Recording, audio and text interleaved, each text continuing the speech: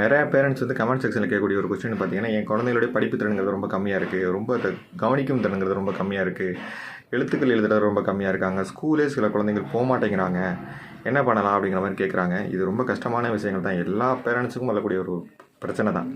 இதை நம்ம அனலைஸ் பண்ணுறது அப்படிங்கிறது, அவங்க என்ன நடக்குதுங்கிறத நான் அனலைஸ் பண்ணால் தான் அது நான் கிளியராக சொல்ல முடியும். நான் முதல் நம்ம ஒரு விஷயத்தை நம்ம சொல்லிட்டு போக முடியாது. நான் நினைக்கக்கூடிய ஒரு 2-3 விஷயங்களை மட்டும் நான் சொல்கிறேன். நான் ஒன்று என்னென்னு பார்த்தீங்க அப்படின்னா, இந்த பொழுதுபோக்கு நம்ம சொல்லிகிட்டு இருக்கோம் பார்த்தீங்களா, அந்த டிவி, மொபைல், கார்ட்டூன், சினிமாலாம் தயவு செஞ்சு சுத்தமாக அவாய்ட் பண்ணேன். அதுதான் மெயின். கொஞ்சமாக காட்டுறேன், சின்னதாக காட்டுறேன், ஒரு 10 நிமிஷம் காட்டுறேன், 20 நிமிஷம் காட்டுறேன், வாரத்தில் ஒரு நாள் தான் காட்டுறேன் அப்படிங்கிறது கூட தப்புன்னு தான் நான் சொல்லுவேன். இது எதுவுமே பொழுதுபோக்கே கிடையாது. குழந்தைங்களுடைய மனசை சிதறடிக்கக்கூடிய ஒரு விஷயம். அவங்களோட சிந்தனையை எங்கேயோ கொண்டு போயிடும். படிப்பை தாண்டி வேறு எங்கேயோ ஒரு விஷயத்துக்கு, வேறு ஒரு நாட்டுக்கு கொண்டு போகிற மாதிரி தான். எங்கேயோ கொண்டு போகிற மாதிரியான ஒரு விஷயங்கள் தான் இந்த நம்ம பொழுதுபோக்குன்னு நம்பிக்கிட்டு இருக்க இந்த சினிமா, டிவி, மொபைல், கார்ட்டூன். இதை தயவு செஞ்சு அவாய்ட் பண்ணுங்கள். இதை மீறியும் குழந்தைங்களுக்கு வந்து அந்த படிப்பு திறன் சில திறமைகள் வந்து கொஞ்சம் மாறுபடுது அப்படின்னா, அவங்க இப்போ நான் ஒரு விஷயங்கள் என்னென்னா, ஒரு குழந்தைக்கு வந்து ஒரு தடவை சொன்னால் புரியும், இன்னொரு குழந்தைக்கு 2 தடவை சொன்னால் புரியும், இன்னொரு குழந்தைக்கு 3 தடவை சொன்னால் புரியும். அப்போ அவங்களுக்கு எந்த மாதிரியான புரிதலை நம்ம கொண்டு போகணும் அப்படிங்கிறத நீங்கள் தான் யோசிக்கணும். இல்லை நம்ம அவங்களுடைய ஆசிரியர்கள்ட்ட கேட்கலாம், உங்களுக்கு என்ன மாதிரி சொன்னால் புரியும் அப்படிங்கிறத ஆசிரியர்கள்ட்ட கேட்டு அதை முடிவு பண்ணணும். சில குழந்தைங்களுக்கு வந்து டியூஷன் வச்சா தான் புரியும், சில குழந்தைங்களுக்கு ஸ்கூல் சேஞ்ச் பண்ணால் கூட சில குழந்தைங்களுக்கு மாற்றங்கள் இருக்குது. சில கான்சன்ட்ரேஷன் பவர் இன்க்ரீஸ் பண்ணுறதுக்கு நிறையா கேம்ஸ் எல்லாம் இருக்குது, நிறைய அபாக்கஸில் நிறைய கலைகள் இருக்குது, நிறையா அபாக்கஸ், செஸ் போன்ற சில விஷயங்கள் இருக்குது. அந்த மாதிரியான விஷயங்களையும் அவங்களுக்கு இன்ட்ரெஸ்ட் பண்ணி அவங்களும் அந்த கான்சன்ட்ரேஷன் பவர் இன்க்ரீஸ் பண்ணுறதுக்கு என்ன பண்ணலாம் அப்படிங்கிறத நம்ம யோசிக்கணும்.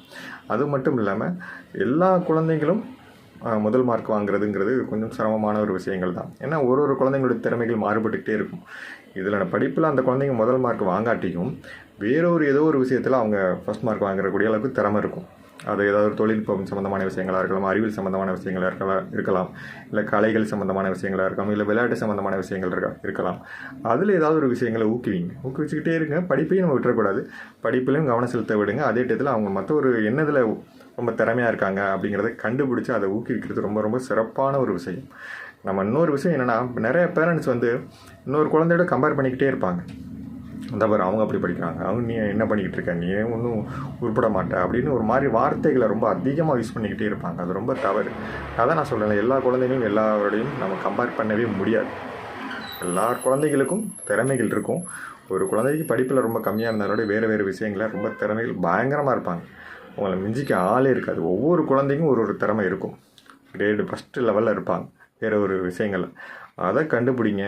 அதுக்கு நிறையா நம்ம என்னென்ன விளையாடுறாங்க, என்ன பண்ணுறாங்கிறதுக்கு நிறையா ஆராய்ச்சி பண்ணுங்க. நம்ம குழந்தைங்களை வீட்டுக்குள்ளேயே முடக்கி வைக்கிறத தவிர இன்னும் நிறையா விளையாட்டுகள் ஆர்வம் கொடுங்க. டெய்லி சாயங்காலம் கொஞ்சம் விளையாட விடுங்க. நிறைய ஆரோக்கியமான உணவுகளை கொடுங்க. நிறைய ஜங்க் ஃபுட்டு, நிறைய பொரிச்ச உணவுகள், நிறைய ப்ராசஸ்டு உணவுகளெல்லாம் கண்டிப்பாக அவாய்ட் பண்ணுங்கள். இதுவே நிறைய கவனத்தை குறைக்கும், நோய் எதிர்ப்பு சக்தியை குறைக்கும், அந்த படிப்பில் உள்ள கவனத்தை குறைக்கும். நிறையா வந்து நம்ம சின்ன தோல்வியில் கொஞ்சம் கொடுத்துக்கிட்டே இருங்க. ரொம்ப ஓவராக வந்து அடமெண்ட்டாக பிடிவாதமாக இருக்கிற அளவுக்கு அந்த குழந்தைங்களை மாற்றாதீங்க. அதுவுமே அவங்க வந்து அவங்க மனநிலையை மாற்றும். அதனால் இந்த மாதிரியான விஷயங்களை ஓரளவு ஃபாலோ பண்ணி பாருங்கள். ஏன்னா முழுமையாக நான் ஒரு குழந்தைங்க நம்ம ஆராய்ச்சி பண்ணாமல் நான் நிறைய விஷயங்களை சொல்ல முடியாது. அதனால் நான் எனக்கு தெரிஞ்ச ஒரு சில விஷயங்களை நான் சொல்கிறேன். ஏன்னா நிறைய பேரண்ட்ஸ் கேட்டுக்கிட்டே இருக்காங்க, சார் என்ன சார் பண்ணுறதுன்னு சொல்லிட்டு. இது எல்லா குழந்தைகளுக்கும், என் குழந்தைகளாக இருந்தாலும் இந்த மாதிரியான பிரச்சனைகள் இருக்க தான் செய்யும்.